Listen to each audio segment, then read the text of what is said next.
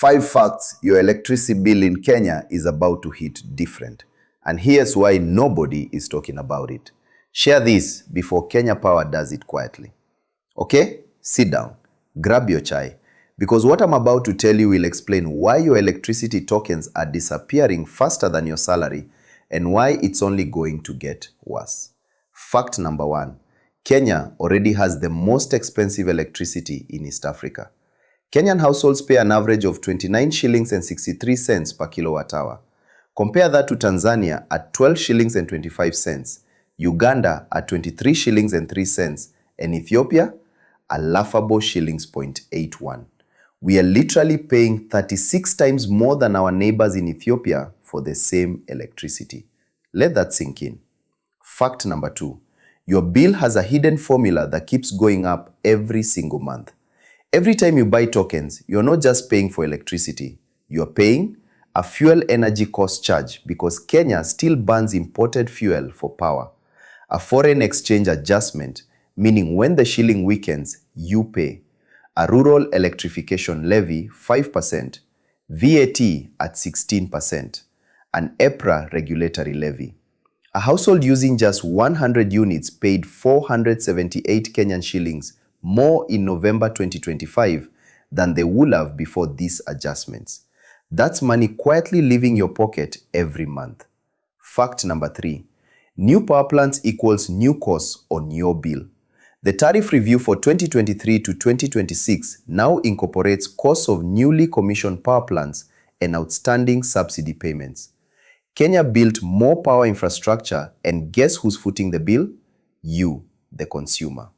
Fact number 4. The price has already been rising fast and there's a review coming. The average electricity price in Kenya jumped from approximately $92 per megawatt hour in 2023 to approximately $104 per megawatt hour in 2024. That's a 13% increase in 1 year.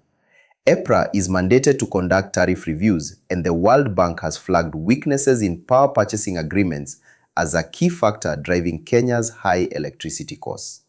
Fact number 5. There's a national energy policy running to 2034.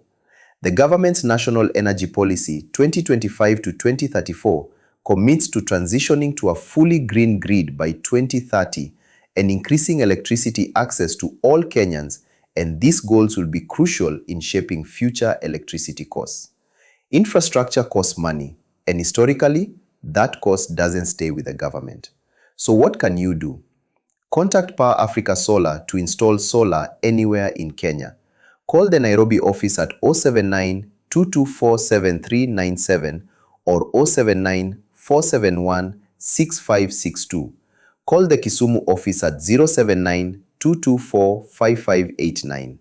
Email info@powerafricasolar.com.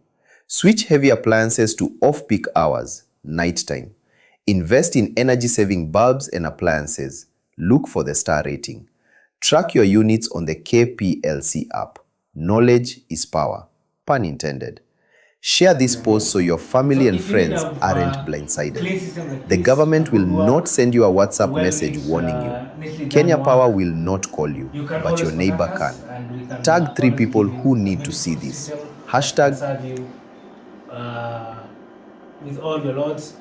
I can even guarantee there are washing machines and dryers that they are in the other end of this building that we could not go there because there are some works that are continuing there, but they are currently running on this system as well. So hit us, our phone numbers are below, or you can engage us on our social media, and we can be able to give you a beautiful system like this. Thank you.